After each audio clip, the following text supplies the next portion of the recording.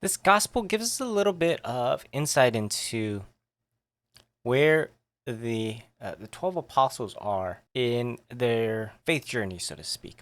We see that Jesus tells them exactly what's going to happen.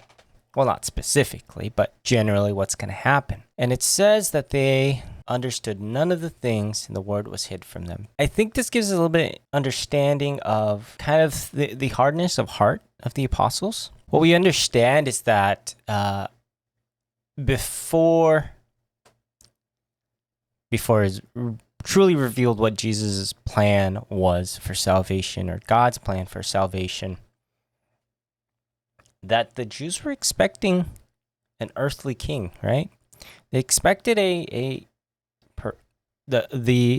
chosen one to establish his kingdom on earth, that they will have a new kingdom and he will be king. And it does happen, but it's not in the way that they expected. They expected a worldly king. If they're so fixated on that idea, what Jesus says doesn't make sense. If what they were expecting, then what Jesus said doesn't make sense, right? How does the earthly king that they're expecting to have die? So to me, that's what that says, that there's just a little bit of hardness of heart there. And I think that can come in a different form for us. Jesus in scripture says all the time that he will provide for us. And I think that a lot of times, for example, me, I fall into this temptation of, okay, like when, as I'm still unemployed, going to the barber school, but unemployed, and I have to trust Jesus at his word.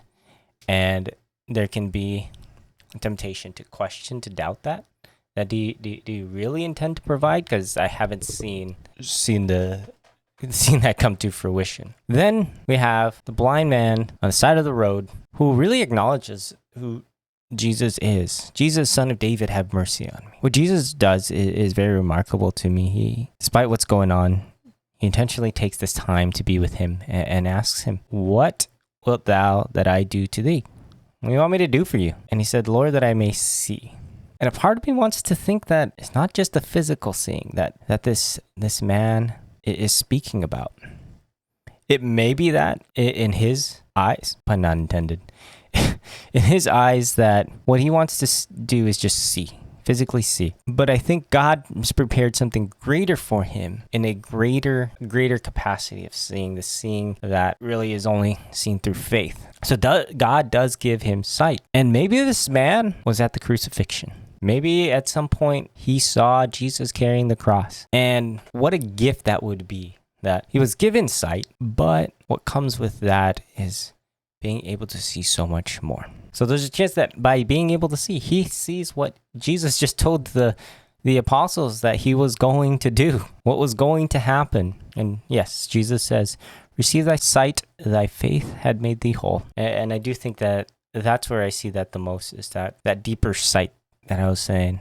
And he got to see that made him whole. Sight that you only have through faith. And so saying that now, I think that's where my heart is really drawn to. My prayer, I think, through this gospel is simply the same prayer of this man on the side of the road. Lord, that I may see. And in particular, during this time of Lent that we are approaching, as we are preparing for Lent, maybe that should be what's on our heart as well, is just, Jesus, let me see. Lord, let me see. And maybe fill in the blanks for you. Let me see what it is that you've planned for me. Take away the things that don't allow me to see as you desire for me to see. And really bringing that into Lent and allowing Lent to be that time to have those blockers removed. Yeah. I think I'll leave it there. As usual, if you do enjoy these, make sure to give the video a like, subscribe to the channel, hit the notification bell, so you can be notified when these go out. These go out every Sunday at 9 a.m. Eastern, both on YouTube and Instagram. If you have any thoughts, comments, reflections of your own that you want to share, go ahead and drop those in the comments below. And then if you think this may bless somebody, go ahead and share the video with them. It certainly helps the channel to grow. On that note, next time I see you will be Lent. Lent will have started already. So I wish you a blessed Ash Wednesday. I pray that the start of your Lenten journey goes well. And please absolutely know of my prayers for you during this time of Lent, that you given the gift to see as God desires for you to see. I hope you will pray for me as well. That note, have a great and blessed Sunday. God bless.